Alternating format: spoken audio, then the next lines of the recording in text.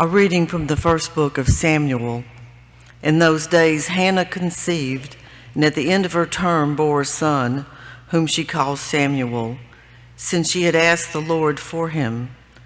The next time her husband Elkanah was going up with the rest of his household to offer the customary sacrifice to the Lord and to fulfill his vows, Hannah did not go, explaining to her husband, "Once the child is weaned, I will take him to appear before the Lord and to remain there forever, and I will offer him as a perpetual Nazirite." Once Samuel was weaned, Hannah brought him up with her, along with a 3-year-old bull, an ephah of flour, and a skin of wine, and presented him at the temple of the Lord in Shiloh. After the boy's father had sacrificed the young bull, Hannah, his mother, approached Eli and said, "Pardon, my lord. As you live, my lord, I am the woman who stood near you here, praying to the Lord. I prayed for this child, and the Lord granted my request. Now, and I in turn give him to the Lord. As long as he lives, he shall be dedicated to the Lord." Hannah left Samuel there. The word of the Lord. Thanks be to God. Blessed are they who dwell in your house, O Lord. Blessed are they who dwell in your house, O Lord. How lovely is your dwelling place, O Lord of hosts. My soul yearns and pines for the courts of the Lord. My heart and my flesh cry out for the living God. Blessed are they who dwell in your house, O Lord. Happy they who dwell in your house. Continually they praise you. Happy the men whose strength you are. Their hearts are set upon the pilgrimage. Blessed are they who dwell in your house, O Lord. O Lord of hosts, hear our prayer. Hearken, O God of Jacob. O God, behold our shield, and look upon the face of your anointed. Blessed are they who dwell in your house, O Lord. A reading from the first letter of St. John. Beloved, see what love the Father has bestowed on us, that we may be called the children of God, and so we are. The reason the world does not know us is that it did not know him. Beloved, we are God's children now.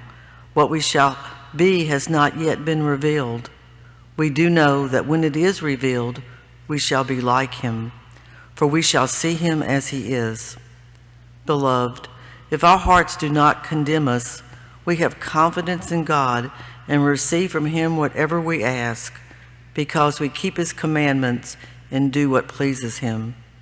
And his commandment is this: we should believe in the name of his Son, Jesus Christ, and love one another just as he commanded us. Those who keep his commandments remain in him, and he in them. And the way we know that he remains in us is from the Spirit he gave us. The word of the Lord. Thanks be to God.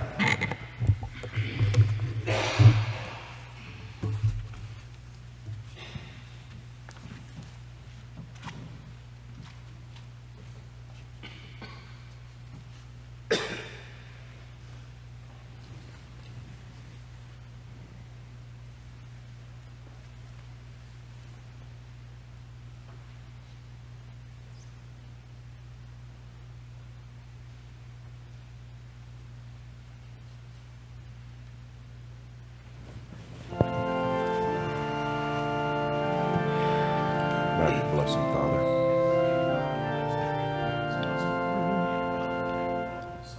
Hallelujah, hallelujah, hallelujah, hallelujah, hallelujah, hallelujah.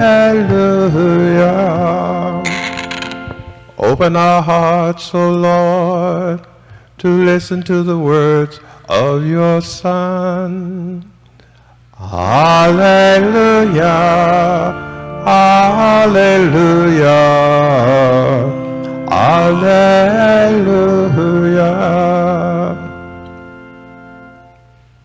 The Lord be with you. A reading from the Holy Gospel according to Luke. Each year, Jesus' parents went to Jerusalem for the feast of Passover.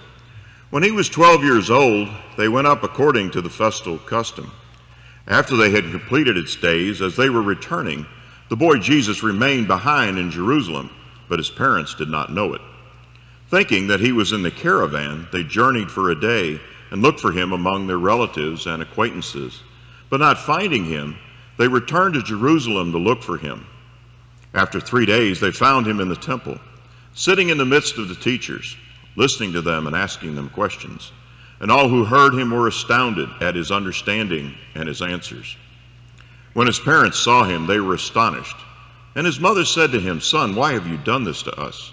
Your father and I have been looking for you with great anxiety." And he said to them, "Why were you looking for me? Did you not know that I must be in my Father's house?" But they did not understand what he had said to them. He went down with them and came to Nazareth and was obedient to them. And his mother kept all these things in her heart. And Jesus advanced in wisdom and age and favor before God and man. The Gospel of the Lord.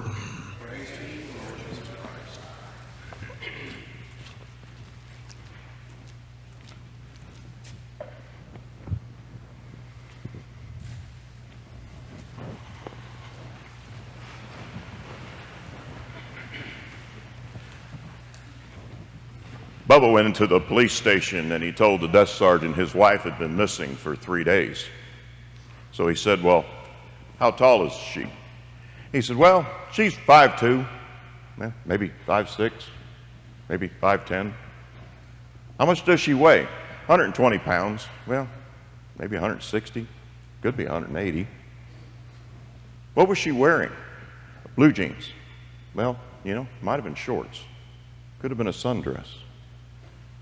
"Was she driving a vehicle?" 2020 candy apple red Corvette, T-tops, raised white letters on the tires. Many of us with children have experienced this situation today. It can be very stressful. The finding of Jesus in the temple, the fifth joyful mystery, is the only glimpse we really get into the hidden life of Jesus. Scriptures don't reveal anything from the infancy narratives until he begins his public ministry. Now, this trip from Jerusalem to Nazareth is about 65 miles, and it takes about 3 days to complete it. It would appear today that Jesus is being disrespectful to Mary and Joseph, but if we understand Jewish tradition, it's not as bad as it looks. Jewish males were considered adults at the age of 12. Because most of them got married between 15 and 18. By age 13, they were required to memorize the Torah, the first 5 books of the Bible. In addition, memorize the books and put into practice the books of Sirach and Proverbs. Today is a very significant point in the life of Jesus as he transfers the word Father from Joseph to God the Father. And then we find that he was obedient to them, went back to Nazareth until the age of 30. Another significant number, because at the age of 30, Jewish men could become rabbis and begin teaching and forming discipleship. We need to follow this example of the Holy Family. Satan is doing all at his disposal today to destroy family life because he knows it will be the fall of humanity.